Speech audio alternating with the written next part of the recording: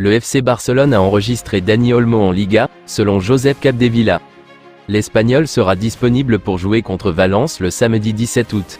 Íñigo Martínez, Pau Victor et Pablo Torre ne seraient pas encore enregistrés. Hansi Flick veut que le FC Barcelone se dépêche d'enregistrer Íñigo et qu'il le fasse avant le match contre Valence. Barcelone a essayé tout l'été de se présenter comme un acteur majeur sur le marché des transferts, en se battant pour Nico Williams et en recrutant Dani Olmo, mais les problèmes du club ne sont pas résolus. De plus, ils s'aggravent progressivement. Les fans se souviennent avec horreur de l'ancien président, mais il semble que Laporta, en essayant de sauver le club, commet également une erreur après l'autre. Parfois, les actions de la direction défient toute logique. Nous avons rassemblé les décisions les plus bizarres de ces dernières années. Le fait que le Camp Nou ait besoin d'être reconstruit depuis longtemps était bien connu, même en 2019, 127 défauts de construction ont été recensés dans l'arène.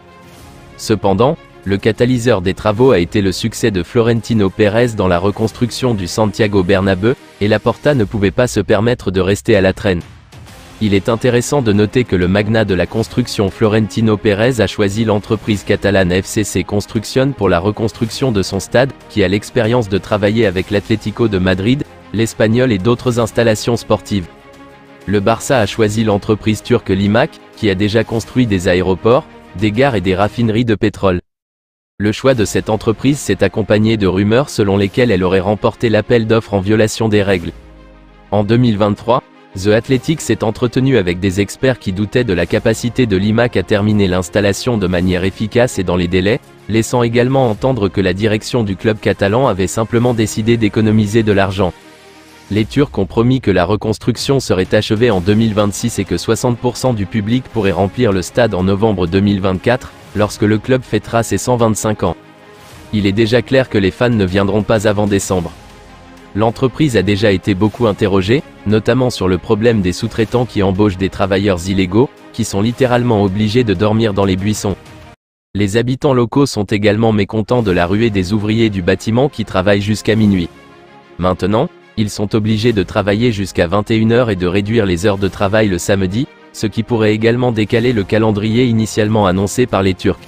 En outre, le Barça a également eu des problèmes avec les éco-activistes turcs, car Limak coupe des forêts protégées en Turquie pour la construction d'une mine de charbon. İlkay Gündoğan, 33 ans, et Íñigo Martínez, arrivés l'été dernier, touchent ensemble 28 millions d'euros bruts. Si Gündoğan reste un joueur indispensable, Íñigo a souffert de blessures et est surtout entré en jeu en tant que remplaçant la saison dernière. Eduardo Camavinga et Aurélien Tchouaméni, respectivement âgés de 21 et 23 ans, touchent 3 millions de moins. Si l'on ajoute à cela le salaire colossal de Robert Lewandowski, 33 millions d'euros bruts, qui est même supérieur à celui de Kylian Mbappé, on peut dire sans se tromper que Laporta a construit le meilleur fonds de pension du monde. Bien sûr, il faut tenir compte du fait que la structure des paiements est très compliquée au Barça. Les joueurs signent un contrat, mais leur salaire augmente à chaque saison, il y a donc des paiements de bonus différés. Par exemple, la valeur nette de Frenkie de Jong a atteint 20 millions de dollars, et la saison dernière, il était le deuxième joueur le mieux payé d'Europe après Kylian Mbappé. Lors du discours d'adieu de Sergi Roberto, Xavi a vu Laporta pour la première fois depuis son licenciement. Il est difficile de dire ce que contenait leur conversation de 30 secondes, mais l'ancien entraîneur du Barça avait probablement quelque chose à dire au président.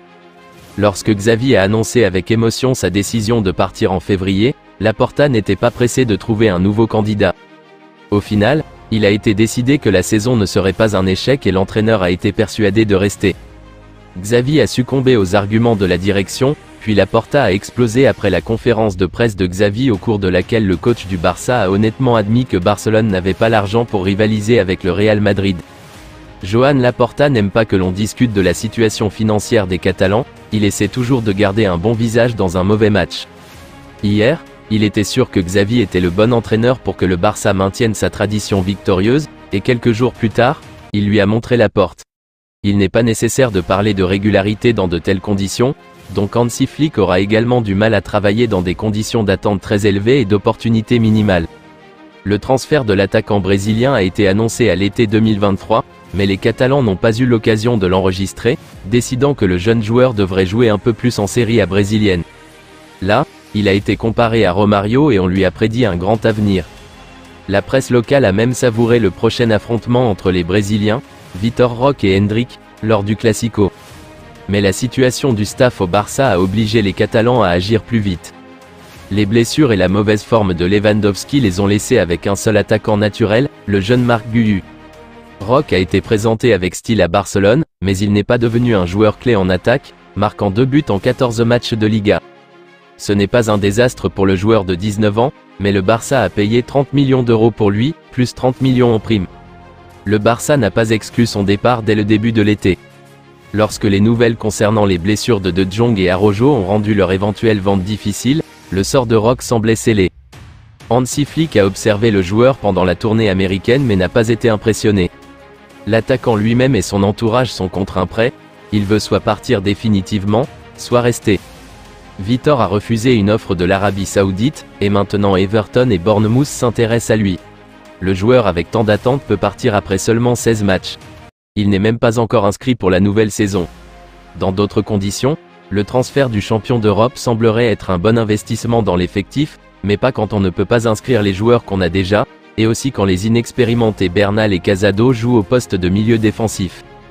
Dani Olmo a passé la saison dernière au RB Leipzig comme ailier droit, mais Lamine Yamal y joue au Barça. Rafinha, qui pourrait finir par partir, peut jouer comme ailier gauche. Si on considère Olmo comme milieu offensif, où il a joué pour la sélection, le Barça a une énorme concurrence, Pedri, Gundogan, Fermin. La priorité devrait être de recruter un milieu défensif, un numéro 6. Laporta semble avoir recruté Olmo juste pour se mettre en valeur.